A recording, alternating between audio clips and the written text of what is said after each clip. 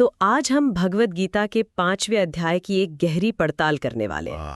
और ये अध्याय एक बहुत ही बुनियादी लेकिन बहुत गहरे सवाल से जुड़ा है। बिल्कुल, हमारे पास इस अध्याय के श्लोकों का अनुवाद है और कुछ बहुत ही दिलचस्प टीकाएं भी हैं। और आज का मिशन है उस सवाल का जवाब खोजना जो हम सब कभी न कभी खुद से पूछते हैं कि जिंदगी में कुछ बड़ा हासिल करने के लिए हमें दुनिया में उतरकर काम करना चाहिए या फिर सब कुछ छोड़कर शांति की तलाश करनी चाहिए।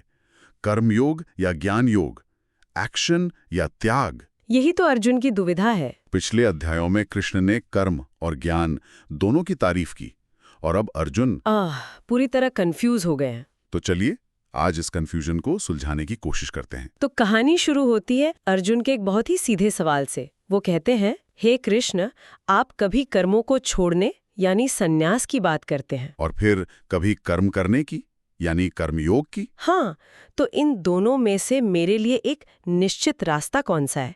मुझे साफ साफ बताइए। और ये सवाल बहुत ही रिलेटेबल है ना? बहुत ज्यादा। अर्जुन कोई बहाना नहीं बना रहे हैं, वो सच में दुविधा में है। उन्हें लग रहा है कि शायद लड़ाई छोड़कर जंगल में जाकर ज्ञान हासिल करना ही सबसे अच्छा रास्ता है। हम सब भी तो यही करते हैं।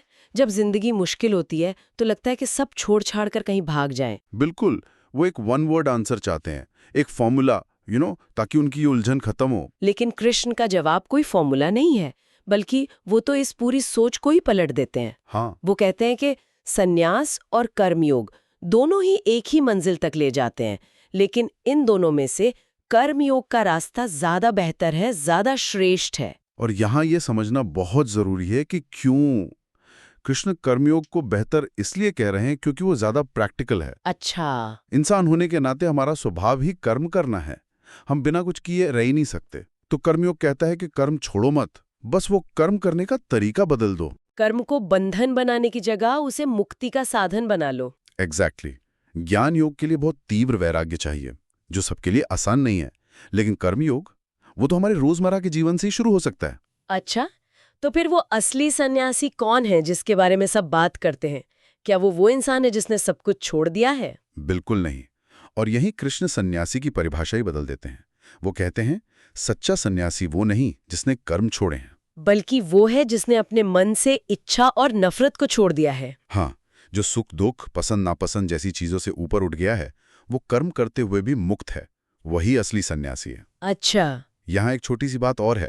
कृष्ण अर्जुन को महाभाव कहते हैं, यानी शक्तिशाली भुजाओं वाले। हाँ, ये एक तरह से उन्हें याद दिलाना है कि तुम्हारी ताकत कर्म करने में है, उससे भागने में नहीं। मतलब असली खेल बाहर का नहीं, अंदर का है।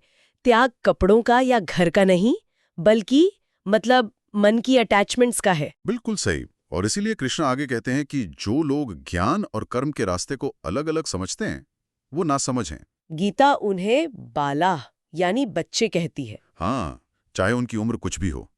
क्योंकि जो समझदार है वो जानता है कि किसी भी एक रास्ते पर अगर आप ठीक से चलें तो आपको दोनों का फल मिल जाता है। मंजिल एक ही है। मंजिल एक ही है, मन की शांति और ईश्वर का अनुभव। रास्ते अलग दिख सकते हैं पर पहुंचते एक ही जगह हैं। तो इस पहले हिस्से का सार ये हुआ कि कर्म छोड़कर भागना एक मुश्किल और शायद कच्चा रास्ता है।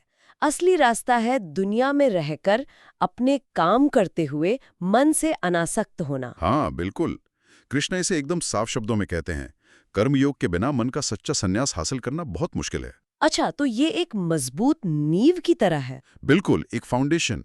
जब आप दूसरों की भलाई के लिए बिना किसी स्वार्थ के काम करते हैं तो आपका मैं और मेरा धीरे धीरे घुलने लगता है। और जब ये लगाव खत्म होता है तब ज्ञान अपने आप टिक जाता है। ठीक है, तो मान लिया कि कर्मयोग ही प्रैक्टिकल रास्ता है, पर इस रास्ते पर चलने वाला इंसान दिखता कैसा है? मतलब उसकी पहचान क्या है?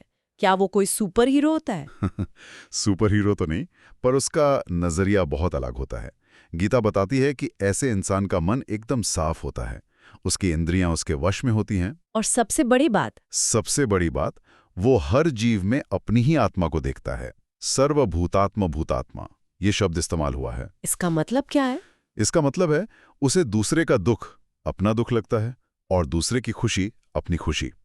ये कोई किताबी बात नहीं है, ये एक गहरी एम्पैथेटिक लिविंग है। और ऐसा इंसान हजारों काम करते हुए भी उनसे बंधता नहीं है। बिल्कुल नहीं। यहीं पर वो कमल के पत्ते वाला उदाहरण आता है ना। वो मुझे हमेशा बहुत पावरफुल लगता है। हाँ, वो एक कमाल की छवि है कि जो इंसान अपने सारे काम ईश्वर को समर्पित करके और बिना किसी आसक्ति के करता है, वो पाप से या कर्म के बुरे असर से अनटच्ड रहता है। हाँ, जैसे कमल का पत्ता पानी में ही रहता है, उसी से पोषण लेता है, पर एक बूंद भी पानी उस पर ठहरता नहीं। ये कर्म योग का सार है। तो एक कर्मयोगी अपने सारे काम, चाहे वो शरीर से करे, मन से या बुद्धि से, सिर्फ एक ही मकसद से करता है, आत्मशुद्ध है ये। आत्मशुद्धि के लिए, मैं और मेरे के भाव को मिटाने के लिए। बिल्कुल। और इसी से शांति मिलती है। जो इंसान कर्म के फल से जुड़ा है, जो हमेशा ये हिसाब लगाता रहता है कि मुझे क्या मिलेगा, वो हमेशा बेचैन रहता है, बंधा हुआ रहता है। लेकिन जो कर्म करके फल को ईश्वर पर छोड़ देता है, उसे नैष्टिकी शांतिम यानी परम शांति मिलती है। वो इस चिंता से मुक्त हो जाता है कि परिणाम क्या होगा, वो बस अपना काम करता है और आगे बढ़ जाता है। ठीक है, तो ये तो हुआ कर्मयोगी का नजरिया। लेकिन वो जो दूसरा रास्ता था ज्ञान का, उस पर चलने वाले का माइंडसेट कैसा होता है? वो इसी दुनिया को और अपने कामों को कैसे देखता है? उसका नजरिया एकदम अलग होता है। जो तत्वविद है, यानी जिसने सत्य को जान लिया है, वो देखता, सुनता, सोता, सांस लेता हुआ भी मन में यही सोचता है कि मैं कुछ भी नहीं कर रहा हूं। हाँ, उसे ये बोध रहता है कि ये सब तो इंद्रियों का खेल है। आंखें देख रही हैं, कान सुन रहे हैं, शरीर चल रहा है, ये सब प्रकृति का काम है। और मैं यानी आत्मा तो सिर्फ एक साक्षी हूं, एक ऑब्जर्वर। मैं इन सब कामों का करता नहीं हूं। ये 9 द्वारों का नगर वाला मेटाफर भी यहीं आता है ना? ये हमें याद दिलाता है कि हम इस शरीर में रहते हैं, पर हम ये शरीर है नहीं। बहुत सुंदर बात कही आपने। शरीर एक शहर की तरह है, जिसके 9 दरवाजे हैं। 2 आंखें, 2 कान, 2 नासिका, 1 मुंह और 2 उत्सर्जन के अंग। और आत्मा इस शहर में रहने वाली है। हाँ, पर वो इस शहर की गतिविधियों के लिए जिम्मेदार नहीं है। वो बस सुख से रहती है, न कुछ करती है, न करवाती है। ये एक बहुत बड़ा शिफ्ट है पर्सपेक्टिव में। 1 मिनट, यहाँ एक बड़ा सवाल उठता है। अगर आत्मा कुछ नहीं करती और शरीर प्रकृति के हिसाब से चलता है, तो फिर भगवान की क्या भूमिका है?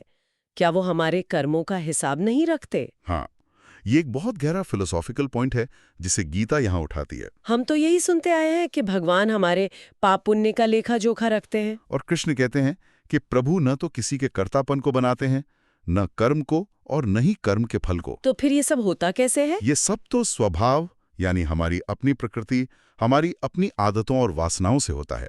इसे ऐसे समझिए जैसे बिजली। अच्छा। पावर कंपनी आपको बिजली देती है, लेकिन आप उस बिजली से घर में रोशनी करते हैं या कोई गलत काम करते हैं, इसकी जिम्मेदारी पावर कंपनी की नहीं है। सही बात है। वैसे ही ईश्वर शक्ति का स्रोत है, लेकिन हमारे कर्मों के कर्ता हम खुद हैं, हमारे संस्कार हैं। तो फिर हम अपने कर्मों में फंसते क्यों हैं? अगर भगवान जिम्मेदार नहीं है, तो कौन है? कृष्ण कहते हैं, अज्ञानेन अवृतम ज्ञानम। यानी हमारा ज्ञान अज्ञान से ढका हुआ है। बस यही वजह है। जैसे बादल सूरज को ढक लेते हैं, वैसे ही मैं शरीर हूं, मैं ये काम कर रहा हूं, इस अज्ञान ने हमारी असली पहचान को ढक लिया है। और इसका इलाज सिर्फ एक है, ज्ञान। बिल्कुल। जैसे ही ज्ञान का सूरज उगता है, अज्ञान का ये अंधेरा अपने आप मिट जाता है। और जब ये ज्ञान आ जाता है, तब इंसान की दृष्टि कैसी हो जाती है? यहाँ वो बहुत प्रसिद्ध श्लोक आता है। हाँ, कि ज्ञानी जन एक विद्वान ब्राह्मण, एक गाय, एक हाथी, एक कुत्ते और एक चांडाल को समान दृष्टि से देखते हैं, समदर्शिना। लेकिन इसका मतलब क्या है? क्या इसका मतलब ये है कि हमें एक ज्ञानी और एक कुत्ते से एक जैसा व्यवहार करना चाहिए? ये प्रैक्टिकल तो नहीं लगता। ये सवाल बहुत जरूरी है। समदर्शन का मतलब सम व्यवहार नहीं है। अच्छा। इसका मतलब है सबके अंदर एक ही चेतना, एक ही ईश्वर को देखना। जैसे आप अपने सिर और अपने पैर से अलग अलग व्यवहार करते हैं, लेकिन दोनों को समान रूप से अपना मानते हैं, दोनों से प्रेम करते हैं। एग्जैक्टली। ज्ञानी का व्यवहार बाहर से अलग हो सकता है, पर अंदर से उसकी दृष्टि में कोई भेद नहीं होता। वो जानता है कि रूप और नाम अलग हैं, पर सार एक ही है। और गीता कहती है कि जिसने ये समता, ये इक्विनिमिटी हासिल कर ली, उसने यहीं इसी जीवन में संसार को जीत लिया। इहैव तैर्जितः सर्गो। हाँ, मरने के बाद नहीं, यहीं और अभी, क्योंकि ब्रह्म यानी परम सत्य निर्दोष और सम है। तो जब आप सम हो जाते हैं, आप ब्रह्म में ही स्थित हो जाते हैं। हाँ, फिर आपको कोई अच्छी चीज मिलने पर बहुत ज्यादा खुशी नहीं होती और कुछ बुरा होने पर बहुत ज्यादा दुख नहीं होता। आप स्थिर हो जाते हैं। ठीक है, तो लक्ष्य है ये भीतरी स्थिरता और शांति। लेकिन हम सब तो खुशी के पीछे भाग रहे हैं। हम पार्टियों में, शॉपिंग में, घूमने में खुशी ढूंढते हैं। क्या गीता की खुशी की परिभाषा कुछ अलग है? बहुत अलग है। गीता कहती है कि इंद्रियों और बाहरी चीजों के संपर्क से जो सुख मिलता है वो असल में दुखायोनेवेव। यानी दुखों का ही घर है। हाँ, क्योंकि वो आता है और चला जाता है। आज जो चीज खुशी दे रही है, कल वही दुख का कारण बन सकती है। बुद्धिमान इंसान ऐसे क्षणिक सुख में नहीं रमता। तो फिर असली सुख कहाँ है? यो अंतः सुखो अंतरारामस तथा अंतर ज्योतिरेवया। कृष्ण कह रहे हैं कि असली सुख, असली आराम और असली रोशनी का सोर्स बाहर नहीं बल्कि हमारे अंदर ही है। एक योगी वो है जिसने बाहर की दुनिया में सुख खोजना बंद कर दिया है। हाँ, और अपने अंदर के उस खजाने को ढूंढ लिया है। और इस अवस्था की एक और पहचान बताई है जो बहुत पावरफुल है। वो क्या? जो इंसान शरीर छोड़ने से पहले इसी जीवन में अपनी इच्छाओं और गुस्से के तूफान को झेलना सीख गया, वही योगी है और वही असल में सुखी है। तो इस भीतरी खजाने को पाने का तरीका क्या है? क्या इसके लिए कोई प्रैक्टिकल टेक्निक भी बताई गई है? हाँ, अध्याय के अंत में ध्यान का एक संक्षिप्त लेकिन बहुत प्रैक्टिकल तरीका बताया गया है। क्या है वो? करके मन को शांत करना। तो ये कर्म और ज्ञान के साथ साथ मन को साधने का एक और रास्ता है। हाँ, इच्छा, भय और क्रोध से मुक्त होने का। तो आज हमने अर्जुन की दुविधा से शुरू करके एक लंबी यात्रा तय की। हमने देखा कि कर्म और ज्ञान के रास्ते अलग अलग नहीं बल्कि एक दूसरे के पूरक हैं। कर्मयोग बाहरी शुद्धि करता है और ज्ञान योग भीतरी स्पष्टता लाता है। लेकिन इस अध्याय के बिल्कुल अंत में कृष्ण शांति पाने का एक मास्टर की देते हैं, एक अंतिम रहस्य। हाँ, अंतिम श्लोक भक्ति योग का सार है।